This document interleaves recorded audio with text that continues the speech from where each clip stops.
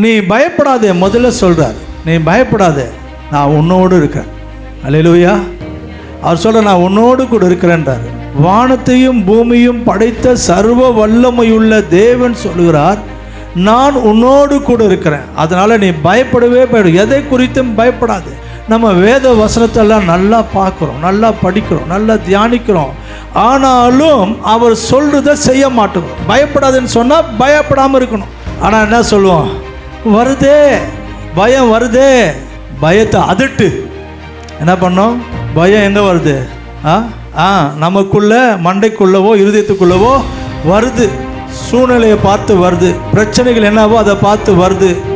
ஆண்டவர் சொல்றாரு பயப்படாது. ஆனால் பிசாசு சொல்றான் இப்படி இருக்குது அப்படின் போது, ஐயோ நான் என்ன பண்ணுவேன்னு தெரியலையே அப்படின்னு சொல்லி என்ன செய்யற, நீ உடனே புலம்ப ஆரம்பிக்கிற. இது அது பிசாசுக்கு அப்படி என்னத்தான் ஒரு காரியம் இருக்குதுன்னு தெரியல.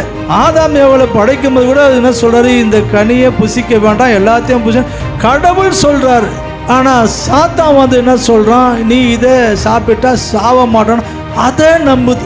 இந்த மனுஷனுடைய கூட்டமே பொய்யத்தான் நம்பும். அநேகர் ஊழியக்காரன் சொல்றதை கேட்க மாட்டாங்க. டாக்டர் சொன்னதும் டாக்டரே சொல்லிட்டார் பாஸ்டர். டாக்டர் என்ன கடவுளா?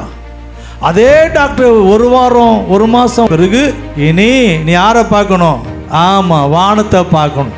சாவுற நேரத்தில் வானத்தை பார்க்கணும். நீ ஏன் சாவுற நேரத்தை வானத்தை பார்க்குற? அதனால தான் முதலாவது நீ வானத்தை பார்க்க ஆரம்பிச்சிடும். பரத்தின் தேவனை நோக்கி நீ பார்த்து நீ ஜெபிக்க ஆரம்பிச்சா, ஆமன், இந்த காரியம் எல்லாம் போயிடும்.